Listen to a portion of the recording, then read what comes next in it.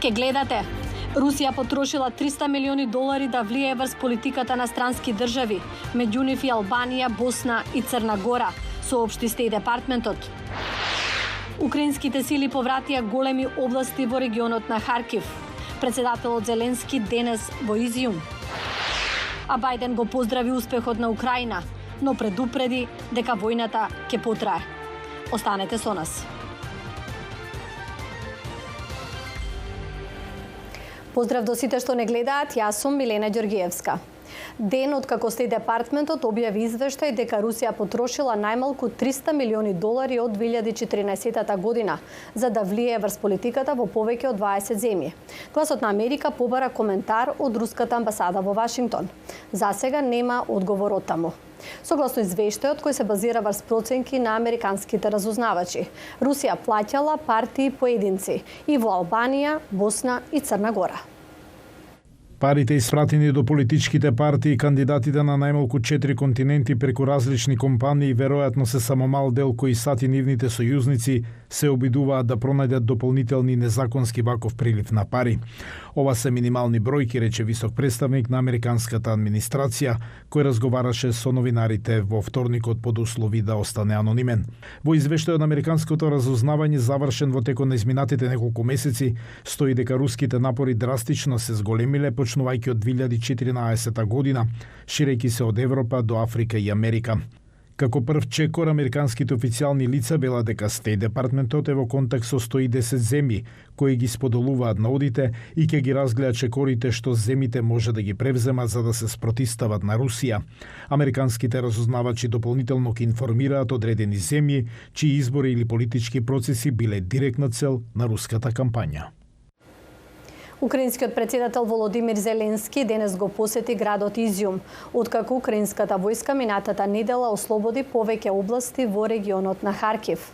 А неодамна и подпредседателот на Либералната интернационала Емил Киријас беше во посета на Украина. Еве што рече во разговор со Мики Трајковски. Господин Киријас, неодамна бевте во Украина како дел од делегација составена од европските либерали. Која беше целта на посетата? Во Украина патувавме како една поголема делегација заедно со колеги од регионот и од Европа за да се запознаеме поблиско тоа што се случува во моментот во Украина. За жал, војната продолжува, таа не е завршена на југот од државата, дури и се интензивира.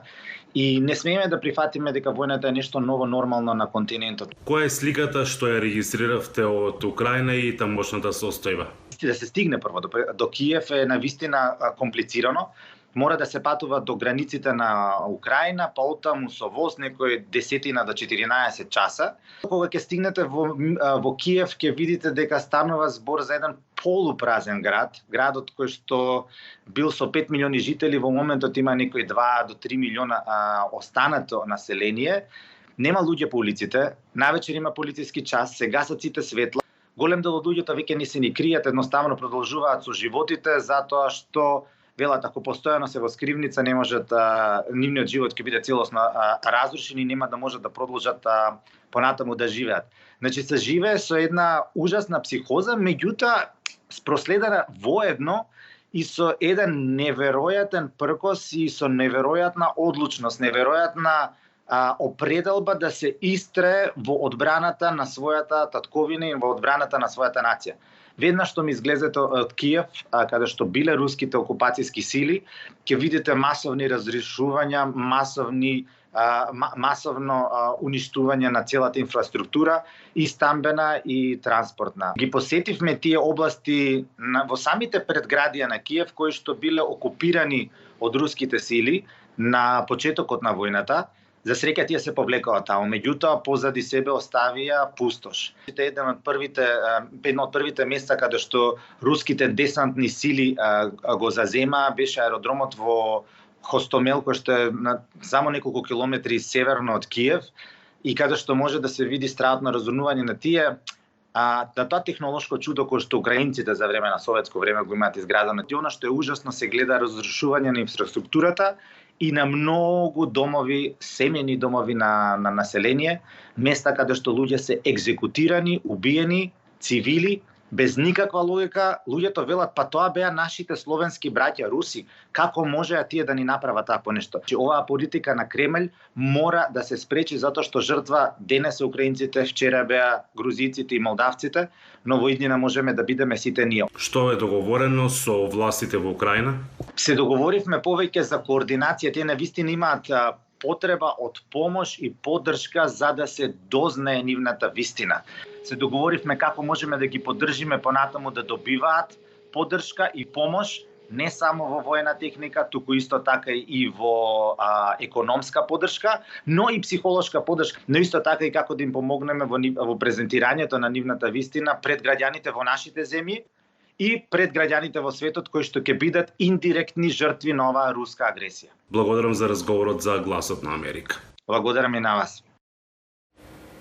А од другите вести во САД, американската морнарица доби нови така наречени бродови дронови, кои се без човечки екипаж и кои може да бидат од клучно значење, доколку Кина го нападне Тајван. Овие 4 беспилотни бродови се меѓу најновите додатоци на американската морнарица. Тоа се морски ловец, морски јастреб, номад и ренџер.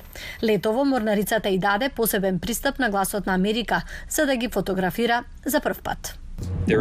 Нема вода, нема тоалети. Тие се наменети да бидат управувани од човек само за влез излез од пристаништата поради безбедност. Командантот на американската морнарица Джеремаја Дели, на кого му е дозволено да даде интервју за Гласот на Америка само со аудио, ја предводи првата дивизија составена од далечински управувани бродови или бродови дронови. Дели вели дека овие беспилотни бродови може еден ден да ја овозможат на морнарицата подобро да патролира на огромните 165 милиони квадратни километри во Тихиот океан. Пацификот е големо водно пространство и со вистинска комбинација на беспилотни системи кои може да ја почувствуваат околината и човечки пилотирани системи се проширува способноста на таргетирање и поврзување не само за САД, туку и за нашите партнери заедно со нас. Јапонија, Сингапур, Јужна Кореја и Кина имаат програми за развој на бродови без човечки екипаж. Поранешниот висок функционер на Пентагон во Азија, Ренди Шрајвер, вели дека беспилотните бродови се од клучно значење за одржување на слободен и отворен Индо-Пацифик, наспроти агресивната кинеска армија. Се повеќе има спорни точки. Употребата на автономни и беспилотни бродови е поевтино. Со нив не се ризикуваат животите на морнарите. Но извештајот на американската влада, објавен во јули, предизвика загриженост за тоа дали морнарицата ја разбира логистичката поддршка потребна за овие бродови. Други се загрижени дека овие бродови би можеле да станат атрактивна воена цел. Кина, например, може да смета дека бродот без екипаж може да предизвика помала ескалација на конфликт при тестирање на нивните противбродски ракети. Сибенс вели дека и покрај тие грижи, бродовите без екипаж би можеле да бидат критични во одговорот на кинеската блокада на Тајван. Може би повеќе ќе му помогнат на Тајван без да го стават во опасност американскиот персонал. Во својата штотуку објавена бела книга, Пекинг повеќе не ветува дека нема да испрати војници во Тајван за евентуално преземање на островот. Шрајвер инсистира на тоа дека САД мора да инвестираат во нови алатки за одржување на мирот низ најважните водни патишта во светот. Ние во овој момент треба да мислиме дека можеме да му ги оневозможиме на противникот политичките цели преку употреба на сила, а тоа значи додавање способност, а не одземање. Командантот Дели вели дека беспилотните бродови треба целосно да се интегрираат во американската војска во следните неколку години. А во следните 4 дена ковчегот со телото на кралицата Елизабета ќе биде изложено во Вестминистерската хала, каде стотици граѓани се очекува да ја одадат почит. Јас сум Милена Ѓоргиевска, пријатно до утре.